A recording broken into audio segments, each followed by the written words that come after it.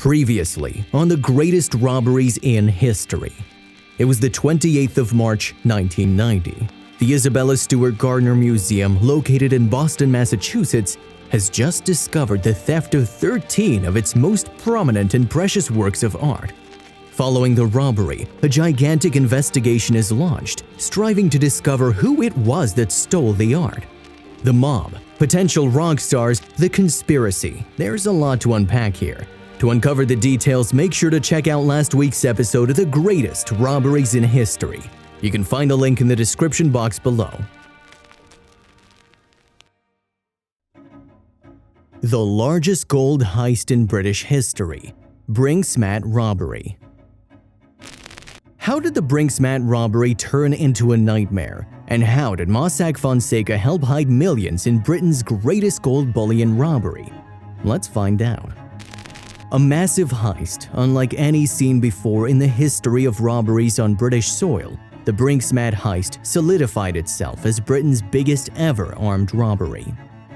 Carried out November 26, 1983 by a group of 6 armed men, they entered the Brink's security depot. With some inside help to get inside the warehouse not far from London's Heathrow Airport, the team got away with a total of £26 million, the equivalent of £100 million today. The heist left Britain reeling from the shock, and the mechanically precise laundering process that followed the robbery has permanently set the Brink's robbery as the greatest the country's ever experienced. Before we introduce the team behind the heist and get to all the good bits though, make sure to hit that like button, subscribe to our channel, and ring that notification bell so you never miss the greatest robberies in history videos. And now, without further ado, let's get to today's episode.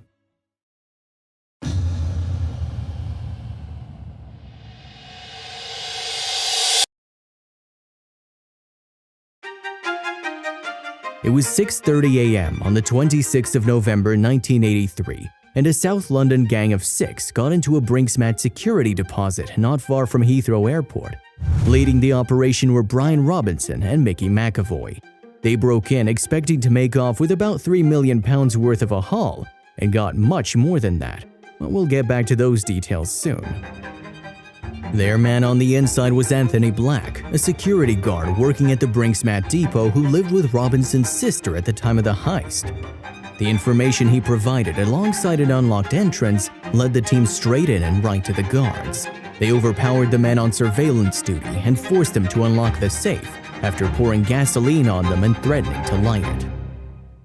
Beyond the security guards themselves, the insider information allowed the heist team to disable a large array of security systems, mechanical and electronic, leading them to the safe. Inside the safe, however, they ran into a slight hiccup.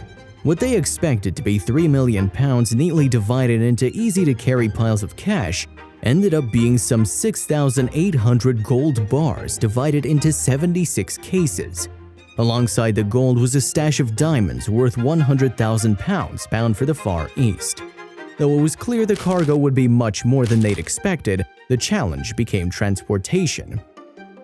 The operation was planned to be quick, but now several members ran out to get the quickest available means of transportation. The warehouse's forklift ended up fulfilling the role as they got the contents of the safe out of the Brink's vault into a getaway truck. Over the course of the next 2 hours, they fully loaded the truck and left the scene of the Brink's vault by 8:15 a.m. 15 minutes later, at 8:30, one of the guards raised the alarm and the heist was uncovered.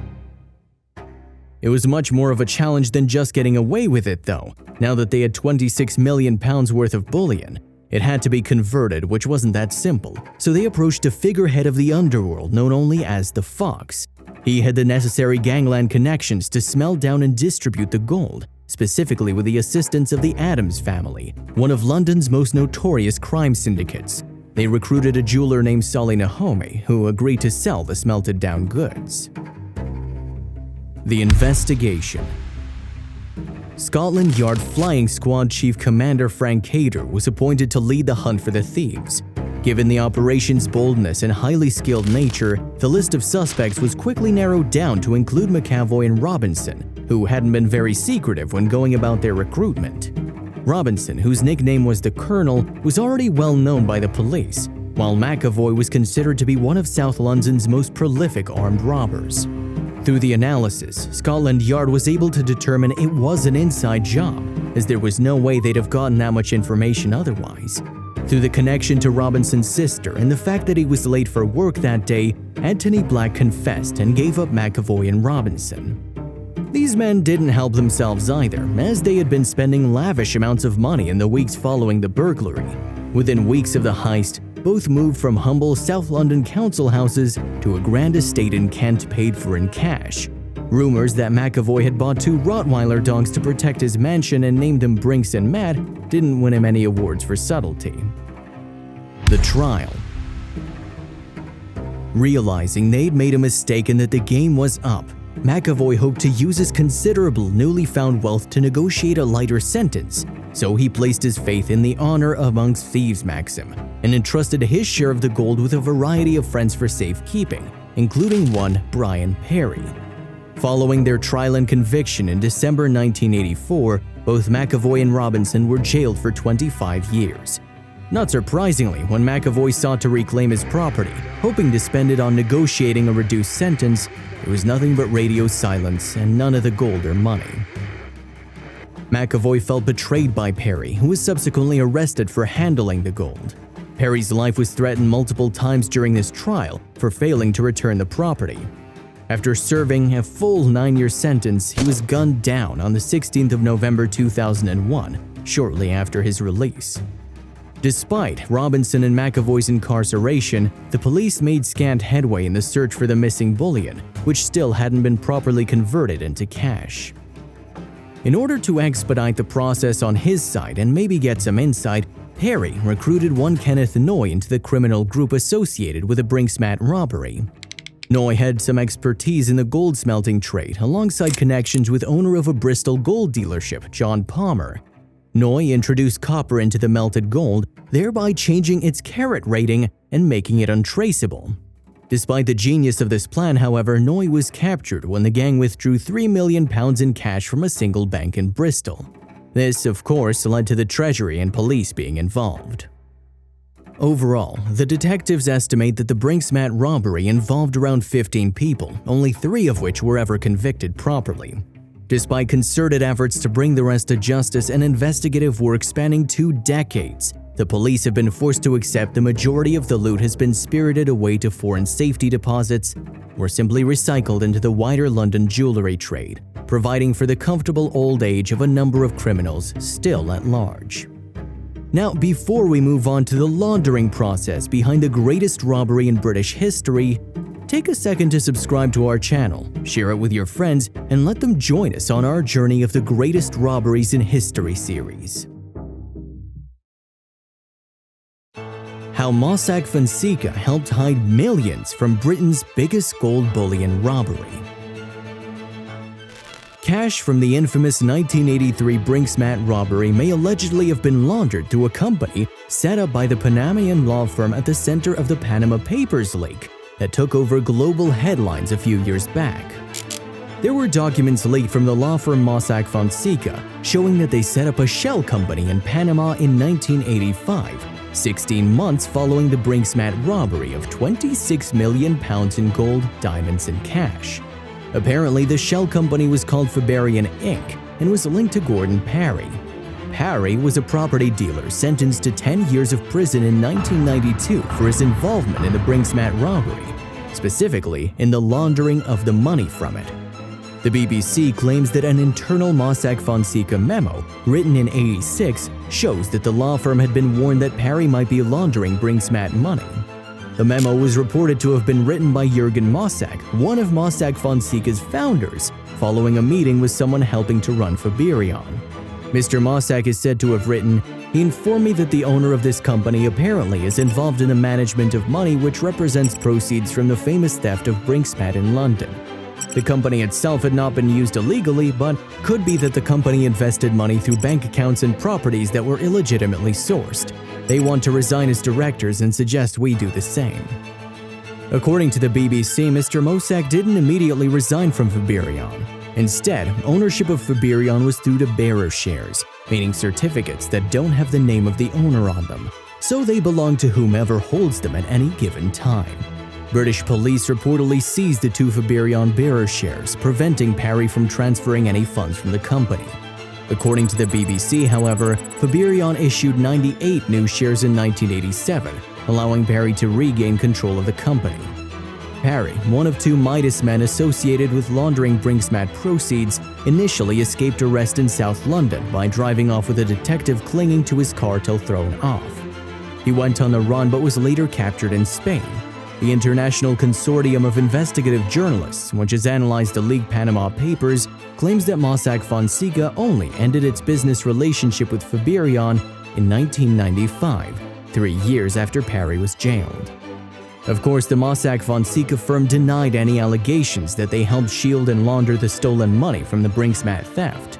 The spokesman maintained that Mossack had no dealings with Parry and that he'd never been contacted by the police.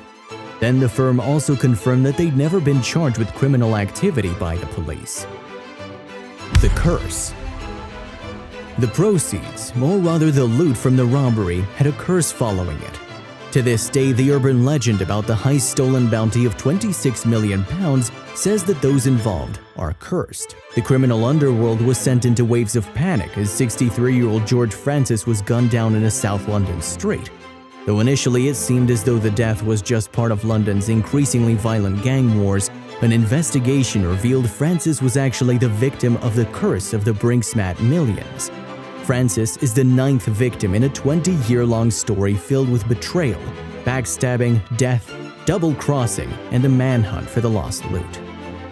17 months beforehand, Brian Parry was shot dead at 63, also linked to the Brinksmat raid. In December 1998, Soli Nahomi, one of those who helped melt down the hundreds of gold bars stolen that fateful day, was gunned down outside his home. In January of 1985, Noy, the one behind the copper fusion idea, found an officer, Daisy John Fordham, outside his Kent home. He subsequently stabbed the officer to death and was arrested for his murder, but he was acquitted by the jury as it was decided to be self-defense. However, the following year in '86, Noy's house turned up 11 gold bars, and he was once again put on trial alongside Thomas Adams. This led to Noy's conviction to 14 years in prison and a £700,000 fine. He was released 4 years later in 1990, but was once again convicted a decade later for killing Stephen Cameron in an incident on the M25 caused by road rage. Noy is now serving a life sentence. John Goldfinger Palmer, another of the accomplices, has been imprisoned and remains there for timeshare fraud. Most of the others who handled the gold, initially escaping persecution as directly related to the case, have been arrested and convicted or are still behind bars now. In 1995, Tony White, acquitted in the original Brinksmat trial, was found to have handled the gold and was ordered to pay back almost £28 million. 2 years later, he was jailed for his part in a £65 million drug smuggling ring. And that is the story of the Brinksmat robbery, the subsequent money laundering, the ring of criminals, and the curse of their heist. I hope you enjoyed this episode of the greatest robberies in history. Coming up in the next episode, the biggest robbery in UK history. With at least 36 participating suspects, what robbery do you think it is? Tell us in the comments section below. And of course, don't forget to check out the previous episodes by clicking the link in the description.